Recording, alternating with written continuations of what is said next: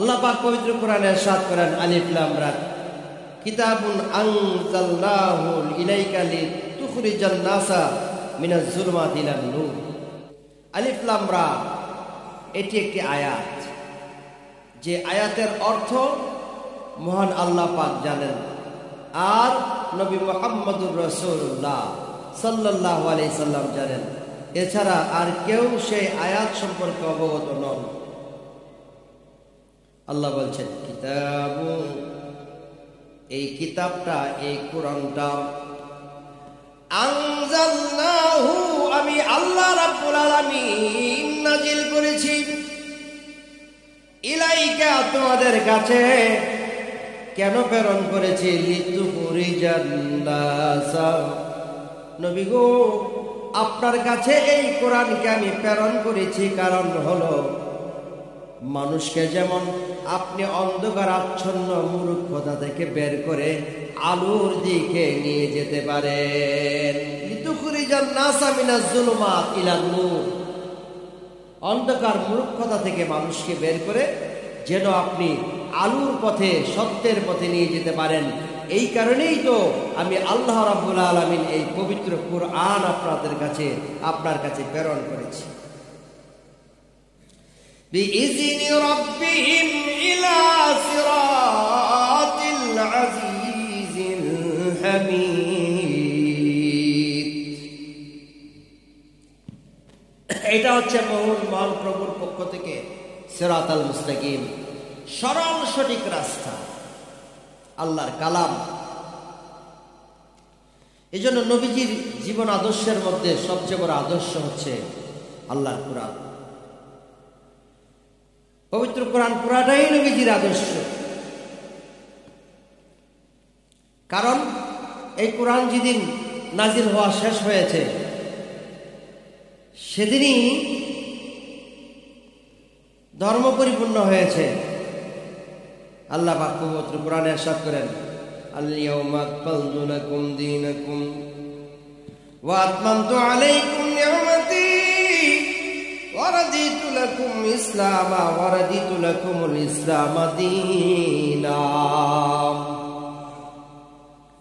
হাবিব, বন্ধু আমার, আপনি বলে দিন আজকে তোমাদের জন্য তোমাদের ধর্ম পরিপূর্ণ হয়ে গেছে। যেদিন বিদায় হজের ভাষণ নবীজি দিচ্ছিলেন আল্লাহ পাক এই আয়াত নাজিল করলেন। কারণ বিদায় হজের ভাষণের পরে নবীজি আর পৃথিবীতে থাকলেন না, তিনি পর্দা করলেন। এই জন্য সর্বশেষ বিদায় হজের ভাষণের সময় আয়াত নাজিল হয়েছিল। হাবিব আমার, বন্ধু আমার, জানাই দিন আজকে থেকে তোমাদের ধর্ম পূর্ণ হয়ে গেছে। আল-ইয়াওমা আকমালতু লাকুম দীনাকুম ওয়া আতমামতু আলাইকুম নি'মাতি ওয়া রাদিতু লাকুম ইসলামা দীনা। আজ থেকে তোমাদের ধর্ম ইসলাম পূর্ণ হয়ে গেছে, সুতরাং তোমরা এই ধর্মের উপরে দীক্ষিত হয়ে থাকো। ইসলামই একমাত্র মনোনীত ধর্ম। মহানবী হযরত মুহাম্মদ সাল্লাল্লাহু আলাইহি সাল্লামের জীবন আদর্শের মধ্যে আমরা যা পাই তা একটি মানুষের জীবনের পরিপূর্ণতা এনে দেয়। এই কারণে নবীজির জীবনের প্রতিটা অংশকে আমাদের অনুসরণ, অনুকরণ করা প্রত্যেকটা মানুষের উচিত। নবীজির মধ্যে ছিল উত্তম আদর্শ, সবচেয়ে সুন্দর চরিত্র। যেই চরিত্রের সমতুল্য চরিত্র পৃথিবীতে আর কারো কোনোদিন হতে পারে না। খুলুকিন আযীম, শ্রেষ্ঠ চরিত্র। হযরত আয়েশা সিদ্দিকা রাদিয়াল্লাহু তাআলা আনহাকে সাহাবায়ে কেরাম প্রশ্ন করলেন, আন সাঈদ ইবনে হিশাম ইবনে আমির قال أتيت عائشة صديقة رضي الله تعالى عنها فقلت يا أم المؤمنين أخبرني بخلق الرسول صلى الله عليه وسلم। হযরত সাঈদ ইবনে হিশাম রাদিয়াল্লাহু তাআলা আনহু এবং আম থেকে বর্ণিত, তিনি বলেন আমি আম্মাজান আয়েশা সিদ্দিকা রাদিয়াল্লাহু তাআলা আনহার কাছে আসলাম। আয়েশা জিজ্ঞাসা করলাম, ইয়া উম্মুল মুমিনিন, এ জগতের মানুষের মা, উম্মুল মুমিনিন, এ মুমিনের মা, আখবিরনি, আমাকে বলে দিন, বিখুলুকি রাসূলিল্লাহ সাল্লাল্লাহু আলাইহি সাল্লাম, আল্লাহর নবীর আদর্শ কেমন ছিল, আল্লাহর নবীর চরিত্র কেমন ছিল, আপনি আমাকে বলুন। ক্বালাত কানা খুলুকুহু কুরআন। তখন আম্মা জান আয়েশা সিদ্দিকা রাদিয়াল্লাহু তাআলা আনহা বললেন, আমার নূরের নবী, হায়াতুন নবী, জিন্দা নবীজির চরিত্র হলো, আমার নবীজির চরিত্র এত সুন্দর, খুলুকি নাজিম, খুলুকিল কুরআন, গোটা কোরআন শরীফটাই হলো আমার নবীর আদর্শ। উচ্চ আওয়াজে বলুন আল্লাহু আকবার। আম্মা তাকরাউল কুরআন, তুমি যদি কোরআন তেলাওয়াত করো, তুমি যদি কোরআন শরীফ পড়ো, জানতে পারবা, বুঝতে পারবা আমার নবীর আদর্শ।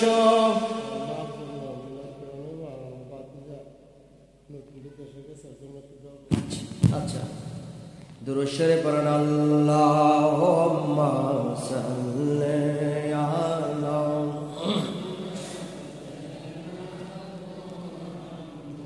ওয়াদনা বেয়ানা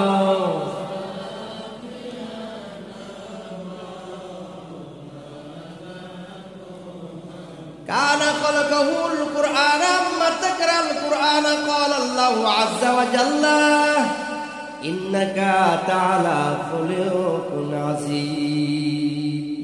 এই হাদিস শরীফে আম্মা জান আয়েশা সিদ্দিকা রাদিয়াল্লাহু তাআলা আনহা বর্ণনা করেন, নবীজির আদর্শ, নবীজির চরিত্র যদি জানতে চাও তো গোটা কোরআন শরীফটা দেখো, তাহলেই বুঝবে আমার নবীর আদর্শ কেমন ছিল। সর্বশেষ তিনি পবিত্র কোরআনের আয়াতে কারিমা তেলাওয়াত করলেন, খুলুকিন আযীম, অর্থাৎ আল্লাহ পাক আমার নবীর চরিত্র, উত্তম চরিত্রকে সর্বশ্রেষ্ঠ চরিত্র হিসেবে ঘোষণা দিয়েছেন। চিল্লায়ে বলুন না মারহাবা। তেরে খলকো কো আকানে আযীম কাহা, তেরে খলকো কো আকানে জামিল কিয়া,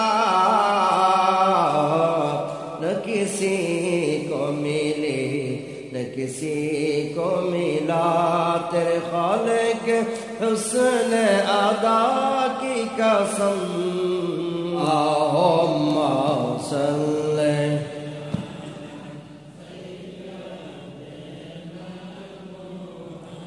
मादना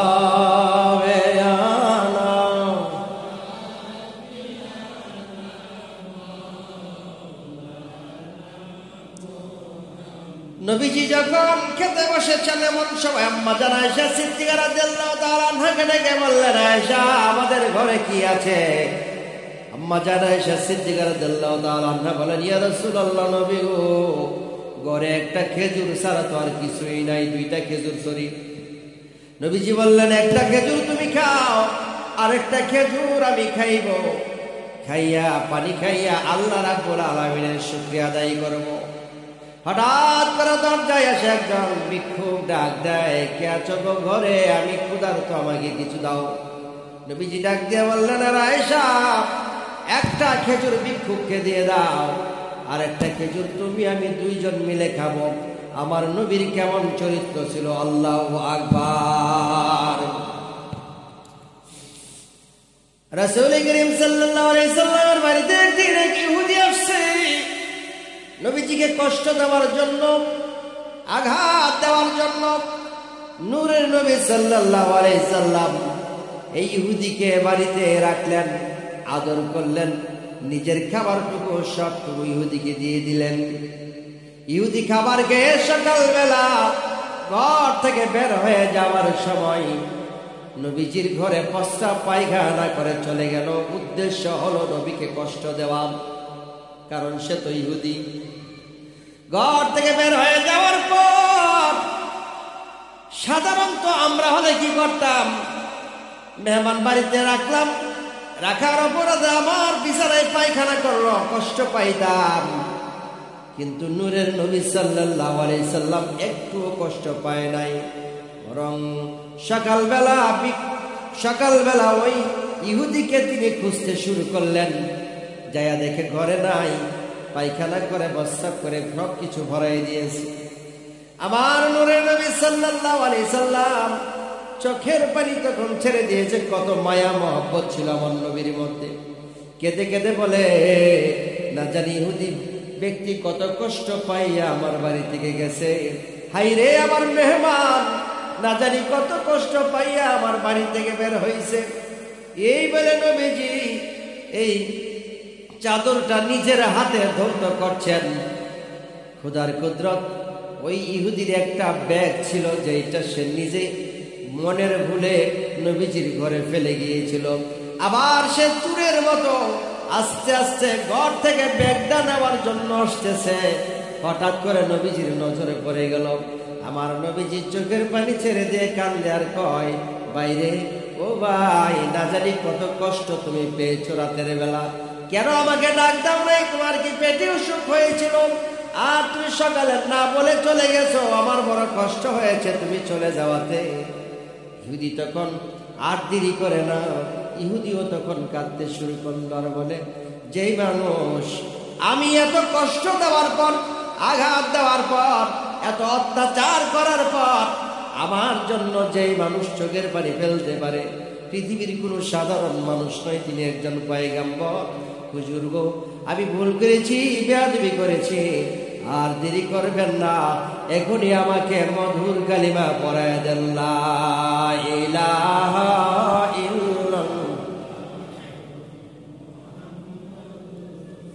ওরে যার প্রেমেতে মজনু হলো, যার প্রেমেতে মজনু হলো, খুদের বানায় একজন প্রেমিক আছে গো সোনার মদিনা, একজন প্রেমিক আছে গো সোনার মদিনা। ওরে যার প্রেমেতে মজনু হলো, যার প্রেমেতে রে খুদের বানায় একজন প্রেমিক আছে গো সোনার মদিনা, একজন প্রেমিক আছে গো সোনার মদিনা। আমরা সবাই নবীর পাগল, নবীর তরে মোদের জীবন। আমরা সবাই নবীর পাগল, ওরে নবীর তরে মোদের জীবন। ওই প্রেমেতে পাবো মোরা আল্লাহর দর্শন, ওই প্রেমেতে পাবো মোরা আল্লাহর দর্শন। একজন প্রেমিক আছে গো সোনার মদিনা, একজন প্রেমিক আছে গো সোনার মদিনা। আমার নূরের নবী শুধু বাহিরের মানুষের জন্য নয়, ভিতরের মানুষের সঙ্গেও তিনি উত্তম আচরণ করতেন, ভালো ব্যবহার করতেন। নবীজি আম্মা জান আয়েশা সিদ্দিকা রাদিয়াল্লাহু তাআলা আনহার সঙ্গে একটি বালিশে ঘুমাইতেন, একটি বালিশে দুইজন মাথা দিয়ে ঘুমাইতেন, কারণ একটা বালিশের বাইরে আর দ্বিতীয় কোনো বালিশ ছিল না, দুইজন ঘুমাবে। এক বালিশের মধ্যে আম্মা জান আয়েশা সিদ্দিকা রাদিয়াল্লাহু তাআলা আনহা আর রাসূল করিম সাল্লাল্লাহু আলাইহি সাল্লাম দুইজন এক বালিশের মধ্যে শুইছে, মাথার অপর পাশে উল্টা করে, অর্থাৎ এইভাবে নবীজি এইভাবে শুইলে এইভাবে রাসূলুল্লাহর পালক পুত্র যায়েদ বিন হারেস শুয়ে থাকতেন, ঘুমায়ে থাকতেন। হযরত যায়েদ রাদিয়াল্লাহু তাআলা আনহুকে আবার নবীজি পালক আনছিলেন, রাস্তা থেকে কুড়িয়ে আনছিলেন। এই ছেলে নবীজির সঙ্গে এইভাবে থাকতেন। সকালবেলা নবীজি মেসওয়াক করার সময় একটা ডাল, একটা মাত্র মেসওয়াক আম্মা জান আয়েশা সিদ্দিকা রাদিয়াল্লাহু তাআলা আনহা এই মেসওয়াক দ্বারা মেসওয়াক করতেন। আবার আমার নবীজিও এই মুসুক দিয়ে মেসওয়াক করছেন, কোনো ঘৃণা নাই। কত বেশি ভালোবাসা স্ত্রীর প্রতি আমার নবী শিক্ষা দিয়েছেন। উচ্চ আওয়াজে বলুন আল্লাহু আকবার। আজকে মুসলমান স্বামী সুন্দর খাটে ঘুমাইলে এমন মানুষ আছে স্ত্রীকে নিচে একটা জায়গা করে দেয়, নিজে দামি দামি খাবার খায়, স্ত্রীকে দামি খাবার দেয় না। নিজে দামি পোশাক পরে স্ত্রীকে দামি পোশাক কিনে দেয় না। এমন মানুষ আছে আল্লাহর নবী বলল, তুমি নিজের জন্য যা ভালো মনে করো, অপর মুসলমানের জন্য যতক্ষণ পর্যন্ত ভালো না মনে করবে ততক্ষণ পর্যন্ত তুমি একজন প্রকৃত মানুষ হতে পারবা না। এই জন্য আপনি যদি যেরকম খান, যেরকম করেন, সেরকম আপনার স্ত্রীকেও কিনে দিতে হবে। এটাই হলো আদর্শ, এটাই হলো রসুল, এটাই হলো নিয়ম। নবীজি ঘর থেকে উত্তম ব্যবহার করতেন। আন আয়েশা সিদ্দিকা রাদিয়াল্লাহু তাআলা আনহা قال রাসূলুল্লাহ সাল্লাল্লাহু আলাইহি সাল্লাম, আল্লাহর নবীর সাহাবী হযরত আয়েশা সিদ্দিকা রাদিয়াল্লাহু তাআলা আনহা এবং যিনি সহধর্মিণী, তিনি বললেন, আল্লাহর নবী বলেছেন, ইন্না মিন আকমালিল মুমিনিনা ইকরামান ঈমানান আশতামু খুলুকান ওয়া তালাফু বি কলবিহি। চিৎকার মারে বলুন আল্লাহু আকবার। নবী করিম সাল্লাল্লাহু আলাইহি সাল্লাম বললেন, তুমি যদি তোমার আদর্শকে প্রস্ফুটিত করতে চাও, প্রচার করতে চাও, তাহলে তোমার উত্তম আদর্শ তোমার পরিবার থেকে তুমি করতে হবে। তোমার পরিবারের সঙ্গে তুমি উত্তম আচরণ করো, নম্র ব্যবহার করো, ভালো ব্যবহার করো। অনেক মানুষ আছে বাড়ির বাইরে থেকে গিয়ে, বাড়িতে গিয়া বউয়ের সাথে মারাত্মক ঝগড়া করে, আছে না নাই? ঝগড়াটা মানুষ আছে না? বাইরে মানুষের সাথে মুমিন মুসলমান একেবারে ভালো মানুষ দেখলে আসসালামু আলাইকুম হ্যান্ডজিপ করে মুসাফা করে, মনে হয়েছেন এই লোকটার মতো পবিত্র ভালো মানুষ আর দুনিয়াতে নেই। বাড়িতে গিয়ে বউর সাথে কার্য করে, ছেলের বউর সাথে কার্য করে, ছেলের সাথে লাগে, মেয়েদের সাথে ঝগড়া করে, সারাদিন ঝগড়া করে বাড়িতে। বাড়ির মানুষ অতিষ্ঠ, তার যন্ত্র নাই। এরা মনে মনে কয় বাড়িতে বেরো না গেলে তারা বাড়ি যা না কেন, এরা ঠেললে বাজারে বাড়ায়। কারণ কি? যৎকার বাড়ির থেকে আজকাল সবগুলির কাজের মধ্যে দোষ ধরে। মহিলার কাপড় ধোয়ার মধ্যে দোষ, কাপড় ধোয়ার মধ্যে দোষ, রান্না করার মধ্যে দোষ, লবণ দিছে কম দিছে না বেশি দিচ্ছে, এই দিয়া দোষ। আরে লবণ কম হইতে পারে, বেশি হইতে পারে, এই জন্য আস্তে করে বললে চলো লবণটা একটু কম হয়েছে, বাস অতটুকু যথেষ্ট। লবণ কেন কম হইল? এই জন্য মহাভারত শুদ্ধ করে এখন ঝগড়া স্টিম চালাইতে হবে, এখন যুদ্ধ শুরু করে দেওয়া হবে। এরকম মানুষ আছে, এটা ঠিক না। কারণ হচ্ছে আপনি যে আপনার বিবির সঙ্গে এরকম অনুত্তম ব্যবহার করছেন। আপনি বাইরে যতটুকু কাজ করেন, যতক্ষণ কাজ করেন, আপনার বিবি ততক্ষণ পর্যন্ত আপনার ঘরের সমস্ত কিছু সামলায়। সুতরাং আপনি তার সঙ্গে কেন এরকম অনুত্তম ব্যবহার করবেন? এটা ইসলামের রসম নয়। তাহলে নবীজির আদর্শ হলো, নবীজি বলছেন যে তুমি তোমার আদর্শ, সৎ ব্যবহার, উত্তম আচরণ, এটা তুমি তোমার ঘর থেকে শুরু করো, ঘরের মানুষের সঙ্গে উত্তম আচরণ করো। এটা ভবিষ্যতে বাহিরে প্রকাশ পাবে। তো বাহিরে ভালো ব্যবহার করে ভিতরে খারাপ ব্যবহার করার কোনো মানে হয় না। সব জায়গাতেই একজন মানুষ যদি ভালো মানুষ হতে পারে, তাহলে আল্লাহর কাছেও তার দাম রয়েছে। জোরে বলেন সুবহানাল্লাহ। এরপরে নবীজি আরো বললেন, যে ব্যক্তি মানুষের কোনো ভালো করে না, শুকরিয়া আদায় করে না, আল্লাহ পাকও তার জন্য ভালো কিছু করে না। মান লাম ইয়াশকুরুন নাস লাম ইয়াশকুরুল্লাহ, হাদিস শরীফ। এটা তিরমিজি শরীফের হাদিস। নবীজি বললেন, যে ব্যক্তি মানুষের জন্য উত্তম কিছু করে না, আল্লাহ পাকও তার উত্তম কিছু করে না। তো আপনি যদি আল্লাহর কাছে সব সময় সাহায্য চান, রিজিক চান, দৌলত চান, সুস্থ থাকতে চান, তাহলে সব সময় ভাববেন যে আমি মানুষের কল্যাণে কাজ করব, আমি নৈতিক চরিত্র ঠিক করব। যদি করি তাহলেই আমরা একজন ভালো মানুষ হব, তাহলে আমরা পৃথিবীতে শান্তি প্রতিষ্ঠা করতে পারবো। সবাইকে বোঝার তৌফিক দান করুক। সবাই বলেন আমিন। আসসালামু আলাইকুম ওয়া রাহমাতুল্লাহ।